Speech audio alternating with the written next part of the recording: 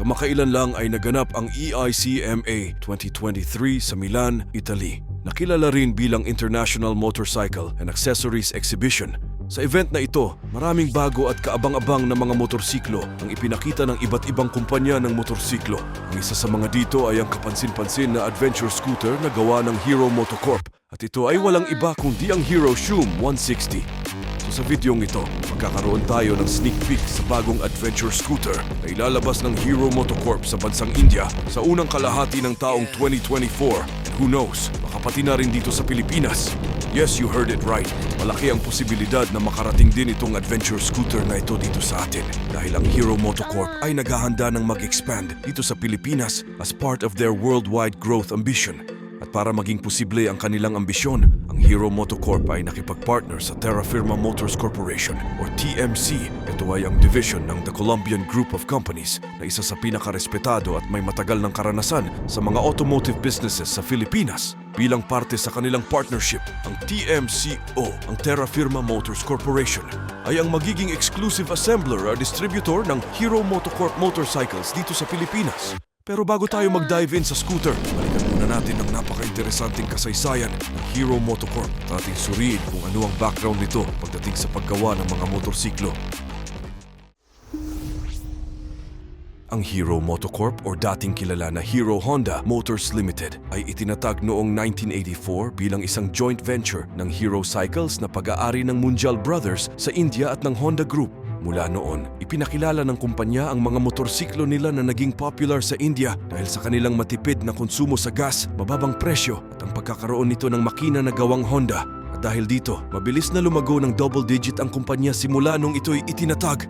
At pagdating noong 2001, ang Honda Motors ay naging isang pinakamalaking motorcycle manufacturing company hindi lamang sa India at pati na rin sa iba't ibang bahagi ng mundo.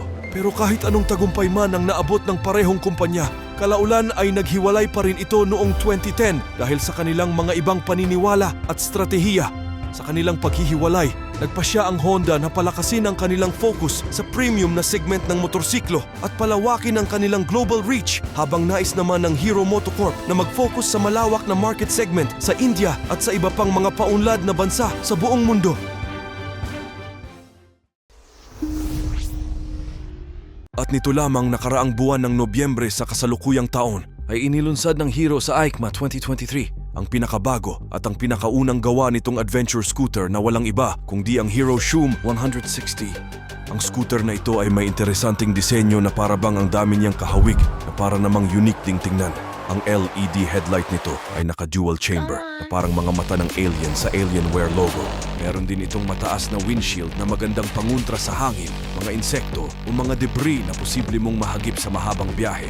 Pagdating naman sa kanyang dashboard ay mukhang naka-full digital instrument display naman ito.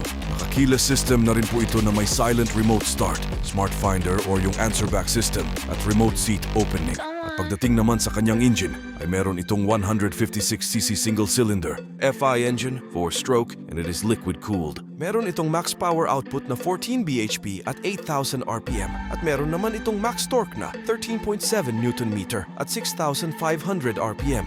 Ito ay BS6 2.0, compliant na rin. So medyo malinis na rin ang buga ng exhaust nito. May i3's technology na rin po ito or basically yung idle start and stop system na automatic na namamatay ang makina after 5 seconds na naka-stationary ang motor at automatic naman itong aandar pag piniga na yung gasolinador.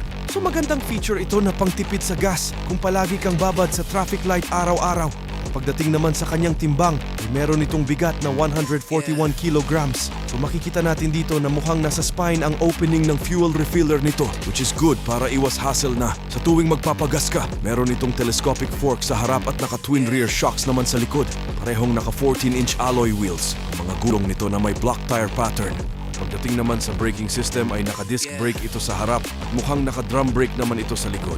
So wala pa tayong klarong impormasyon kung may ABS ba ito or magkakaroon ba ito ng ABS version dahil limited pa lang po ang impormasyon ang na i-release ng Hero patungkol sa adventure scooter na ito. So magkano ang motor na ito? Well, ayon sa Hero Motocorp, this will go on sale daw by next year at a budget-friendly price of around 1.45 lakh, which translates to 145,000 Indian rupees, or equivalent to 97,473 pesos and 83 centavos, which makes sense nga naman kasi naka-drum brake lang ito sa likod at bukod sa keyless system nito, wala na akong ibang maisip na rason para maging mahal ito na adventure scooter. Liban na lang siguro kung magkaroon ito ng ABS version. So bigla ko tuloy naalala ang Suzuki Bergman nung una itong inilabas ng Suzuki sa Pilipinas dahil binansagan itong budget meal maxi scooter. So ito na kaya ang magiging budget meal adventure scooter na posibleng ilabas sa Pilipinas? Ano sa tingin nyo mga boss? Share your thoughts below and see you on the next video.